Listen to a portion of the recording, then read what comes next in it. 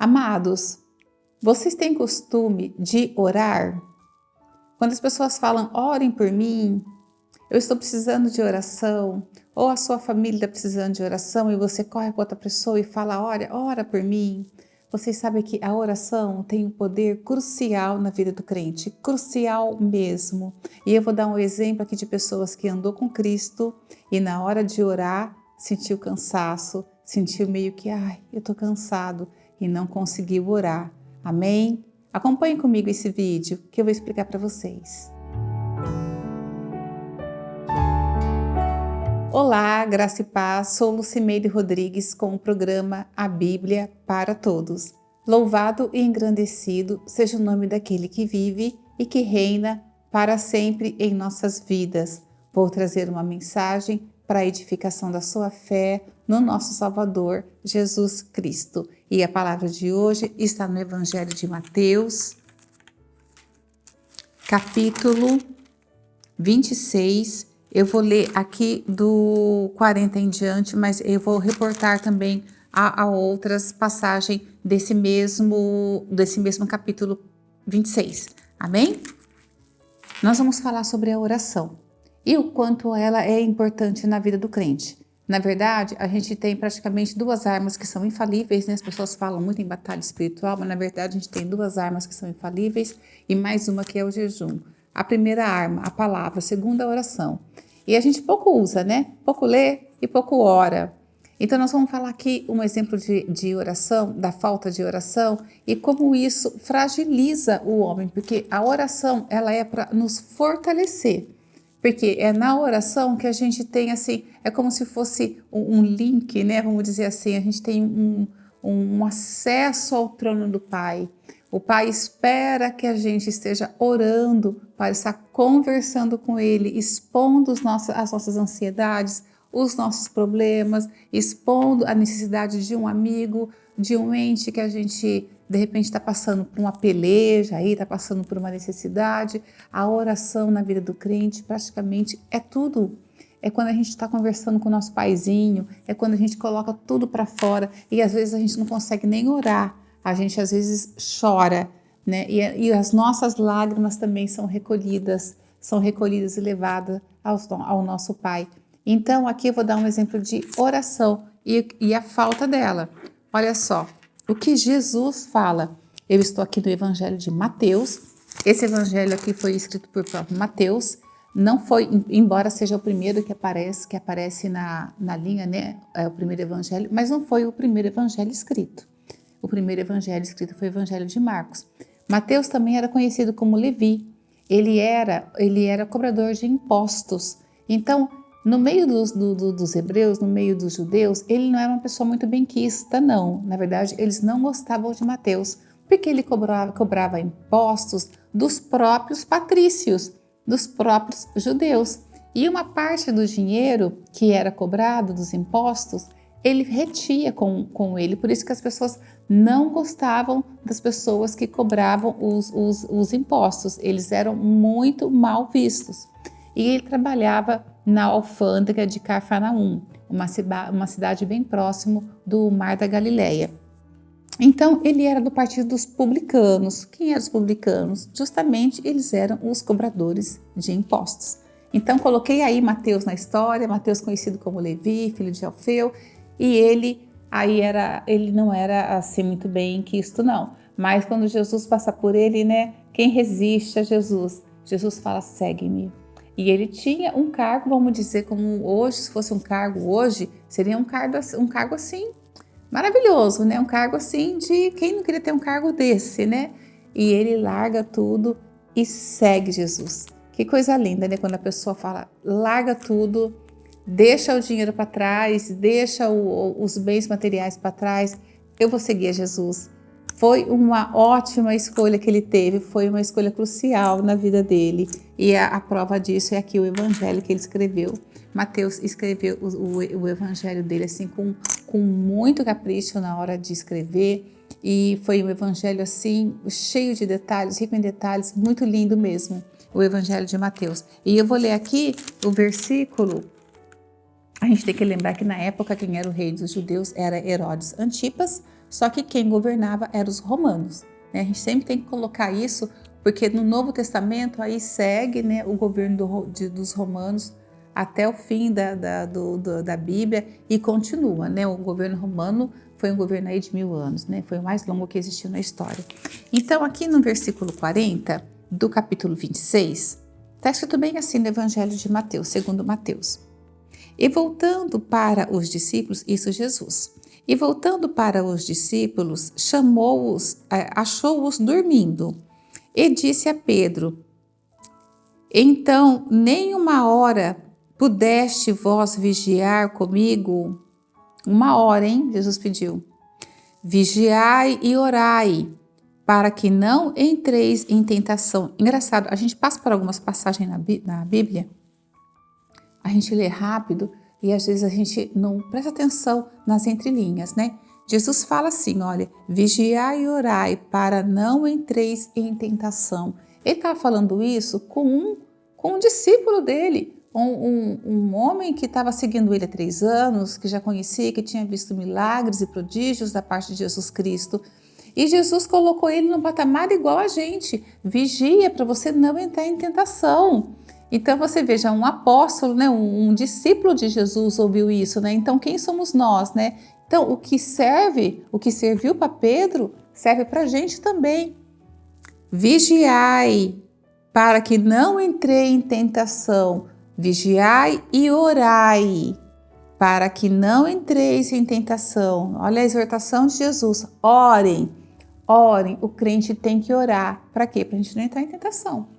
Porque se a gente abrir brecha, a gente entra mesmo em tentação. A gente não é, né, super pessoa, super, né? A gente não é diferente de ninguém. Mas a gente crê no nosso Senhor Salvador. E a palavra que Ele fala é para a gente vigiar e orar.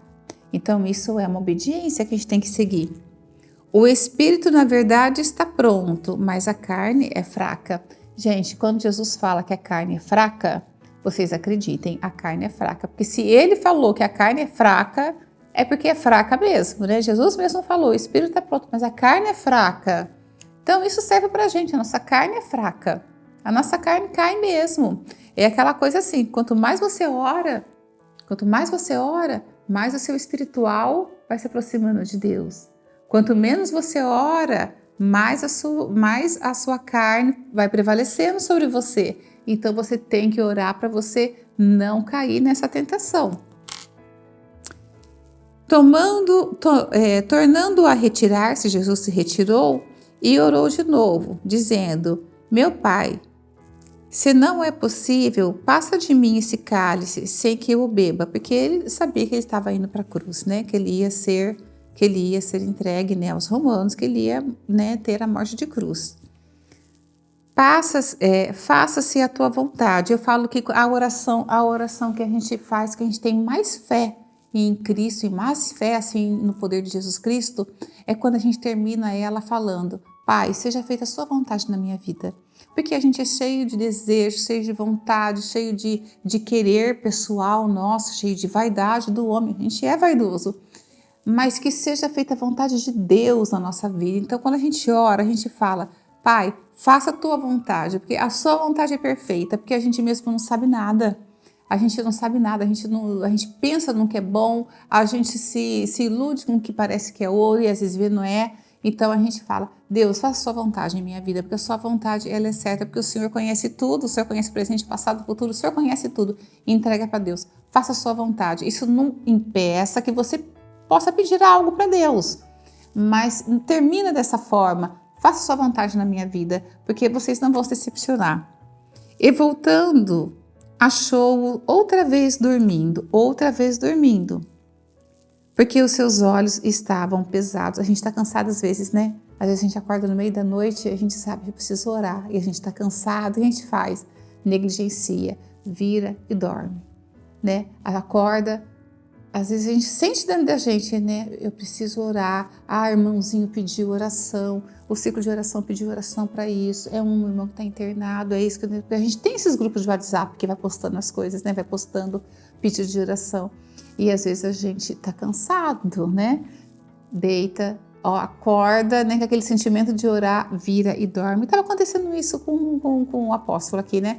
Ele voltou e dormiu, porque os seus olhos estavam pesados. Deixando-os novamente, foi orar, isso Jesus, pela terceira vez, repetindo as mesmas palavras. Que palavras? Pai, se puder, se pode, afasta de mim esse cálice, né? Cálice também era um cálice muito, né, ardido, né? Um cálice que ele ia beber ali, muito doloroso, né? Então ele estava pedindo aquilo, né? A carne estava pedindo, é difícil passar por aquilo. Mas o espírito dele estava pronto, né? Então voltou para os discípulos e lhe disse: ainda dormes e repousas? Eis que é chegada a hora, e o Filho do Homem está sendo entregue nas mãos dos pecadores. Levantai-vos, eis que o traidor se aproxima. Que no caso seria Judas, né? Que já tinha feito a traição, já tinha entregado Jesus, já tinha falado onde ele estava, e aí Jesus passa por toda aquela, ele se entrega, na verdade, né? Porque ele fala, né? Por que você está vendo com esse exército todo, com esse monte de soldado? Eu não estive na presença de vocês, não estive no templo, não orei no meio de vocês. Se quisesse me prender, podia me prender naquela hora, não precisava vir todo esse monte de gente como se eu fosse como se eu estivesse fugindo, né?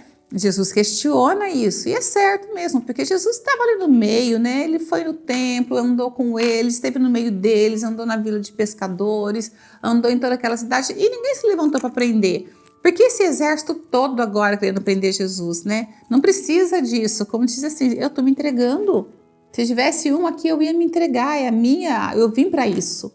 Eu vim para cumprir isso, eu vim para cumprir a obra na cruz, né? Então, para que esse desespero todo, né? Essa coisa toda, não precisava disso tudo, né? E aí Jesus, levam Jesus primeiro para o Sinédrio, né? Agora eu quero falar para vocês aqui a importância da oração. E vocês vejam aqui que Pedro, os apóstolos, eles dormiam, né? Eles não estavam conseguindo ficar acordados, né? O peso do dia, aquela questão do que a gente também enfrenta, a gente trabalha, a gente tem filho, a gente cuida daquilo outro.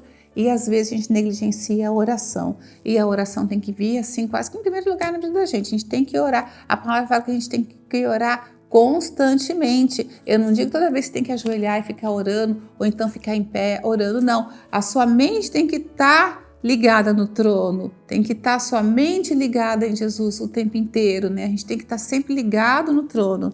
E você veja que aqui um pouquinho antes, no versículo 32, olha só o que eles mesmos falam. Replicou-lhe Jesus. Isso aqui é Pedro que está sendo avisado do que ia acontecer. Então, ele fala aqui no versículo 34 do capítulo 26. Replicou-lhe Jesus, em verdade te digo que nesta mesma noite,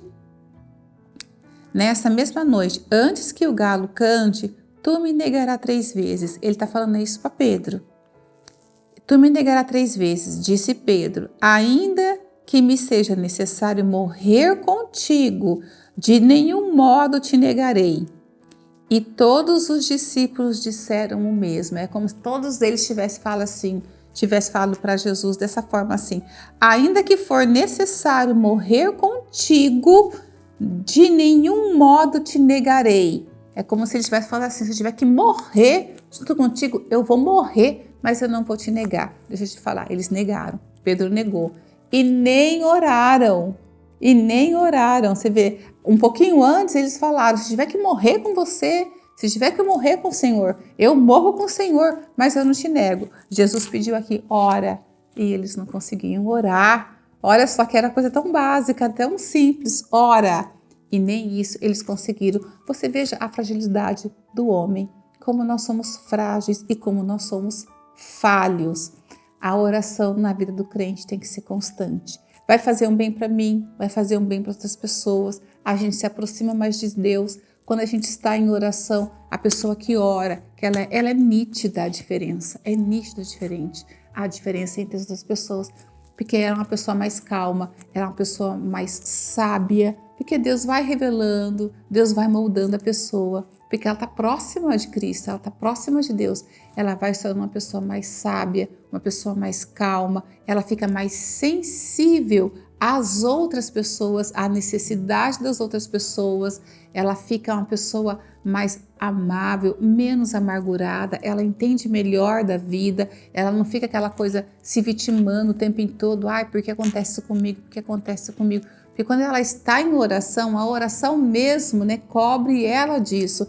A pessoa fica uma pessoa que reflete mais a luz de Cristo. Então, o conselho que eu dou para vocês, irmãos, não faça como os discípulos. Olha, os discípulos que andaram aí com Jesus Cristo no ministério tão curto de Jesus, tão breve que Jesus teve, né, 3 anos de ministério, mas que foi, eles aprenderam tanta coisa, né? Foi tão ativo, foi um ministério tão cheio, né, de tantas coisas acontecendo, eles aprenderam tantas coisas, e o básico que Jesus pediu no finalzinho, eles não conseguiram fazer, que é orar, né? E que a gente possa refletir à luz de Cristo.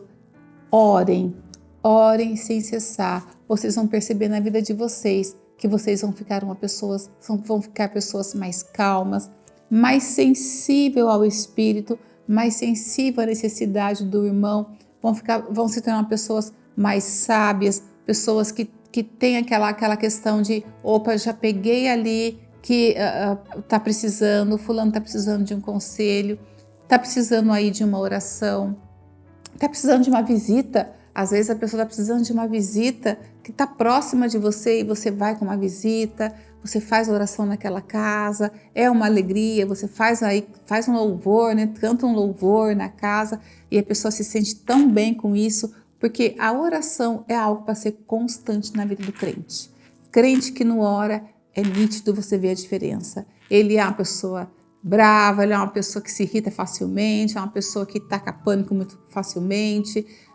É visível daquela pessoa, aquele irmãozinho que está sempre em oração, aquela pessoa que está calma, está de bem com Deus. Por quê? Porque conversa com Deus o tempo inteiro. Então, um conselho para vocês, meu irmão, orem sem cessar. Vocês não vão se arrepender disso. A oração vai te ligar no trono de Deus e você vai ter as suas respostas no tempo certo de Deus.